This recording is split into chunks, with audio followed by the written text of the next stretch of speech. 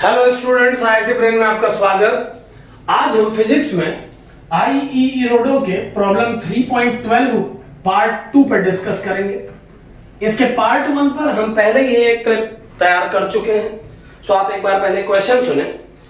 A thin non-conducting ring of radius r has a linear charge density lambda equal to lambda naught cos phi, where lambda naught is a constant and phi is azimuthal angle. The magnitude of the electric field strength on the axis of the ring as a function of distance x from its center, and it is given that x is much more than r. यानी x की value r से बहुत ज्यादा होने पर किसी ring जिसकी linear charge density lambda equal to lambda naught cos phi फॉर्मूले से दी जा रही है, उस रिंग के सेंटर से x डिस्टेंस पर इलेक्ट्रिक फील्ड कैलकुलेट करना है, जबकि ये गिवन है कि x की वैल्यू r से बहुत ज्यादा है। यहां r इस रिंग का रेडियस है, सो आपको इस रिंग के कारण p पॉइंट पर इलेक्ट्रिक फील्ड कैलकुलेट करना है। तो ये क्वेश्चन 3.12 का पार्ट 2 है। आईईई रोडो के प्रॉब्लम 3.12 का पार्ट 2 है। इससे पहले पार्ट 1 पर हम एक क्लिप जारी कर चुके हैं जिसमें किसी x डिस्टेंस पर इलेक्ट्रिक फील्ड की वैल्यू पूछी गई थी, लेकिन x को r के कंपैरेटिवली बहुत लार्जर नहीं बोला गया था। तो उस क्वेश्चन में एक नॉर्मल केस जब हमने सॉल्व किया था x की जनरल वैल्यू के लिए, तो इलेक्ट्रिक फील्ड की स्ट्रेंथ इस x डिस्टेंस वाले पॉइंट पर कैलकुलेट हुई थी।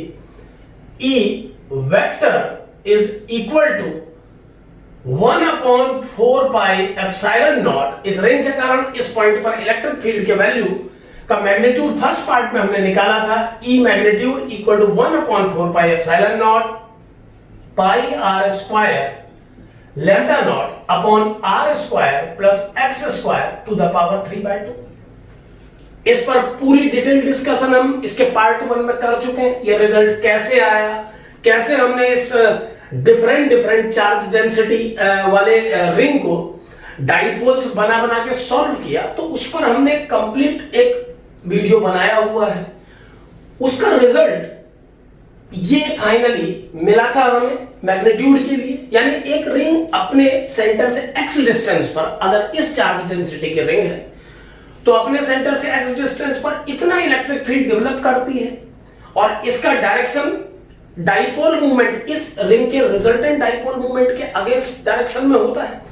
तो ये हम एक बार पहले भी डिराइव कर चुके हैं। अब अगर इसी रिजल्ट को यूज करके हम x is very greater than r को सॉल्व करना चाहें, तो इस पार्ट में केवल हमें r को x के कंपैरेटिवली इग्नोर करना है। तो अगर हम r को x से नेग्लिजिबली स्मॉल मान के इग्नोर करें तो इलेक्ट्रिक फील्ड वेक्टर का मैग्नीट्यूड आ जाएगा किसी ऐसे पॉइंट पर जो बहुत दूर है रिंग के सेंटर से, इतना आ जाएगा। देखिए ये आ जाएगा x3। यहां पर मैंने r को x के कंपैरेटिवली इग्नोर कर दिया है। एक बात यहां पर और ध्यान दें, कई बार बच्चा एक बहुत सिंपल सी बात पूछता है कि सर इसे इग्नोर किया तो फिर साथ में ऊपर न्यूमरेटर पे जो r स्क्वायर है उसे भी इग्नोर कर देते तो ये नल वेक्टर आ जाता। तो एग्जैक्टली बहुत डिस्टेंट पॉइंट पर इलेक्ट्रिक फील्ड की वैल्यू बहुत कम है, इस r के न्यूमरेटर में होने से ये बात पता लगती है, लेकिन इसे इग्नोर नहीं कर सकते। न्यूमरेटर वाले को इग्नोर इसीलिए नहीं कर सकते क्योंकि फिजिक्स में हम जब कभी किसी नंबर को इग्नोर करते हैं तो वो किसी दूसरे नंबर के करस्पॉन्डिंग करते हैं। ये साइंस का कंसेप्ट है कि किसी भी नंबर को आप छोटा मान के इग्नोर नहीं कर सकते। आप किसी समेशन और डिफरेंस की प्रोसेस में एक नंबर के कंपैरेटिवली दूसरे नंबर को इग्नोर करते हैं, क्योंकि अगर हम किसी भी छोटे नंबर को इग्नोर करने के कंसेप्ट पे काम करें तो ऐसे में अगर हमसे ये पूछ लिया जाए कि एक इलेक्ट्रॉन का मास m है और वो a एक्सेलरेशन से मूव कर रहा है, उस पर फोर्स बताइए, तो हमें कह देना चाहिए कि सर इलेक्ट्रॉन का मास होता ही कितना है, इसे सॉल्व करने की जरूरत क्या है। सो इग्नोर किसी भी क्वांटिटी को इग्नोर, किसी भी नंबर को इग्नोर केवल किसी दूसरे के रिस्पेक्ट में किया जाता है। सो यहां पर डिनोमिनेटर में x के कंपैरेटिवली r को इग्नोर किया गया है, बट न्यूमरेटर में r स्क्वायर किसी के साथ ऐड नहीं हुआ है, सो उसे इग्नोर नहीं करेंगे। और हमारा final answer E modulus equal to 1/4 pi epsilon naught pi r square lambda naught upon x cube आ जाएगा। तो इस तरीके से पार्ट 1 के सुपर केस के रूप में पार्ट 2 को सॉल्व किया जा सकता है। Thank you.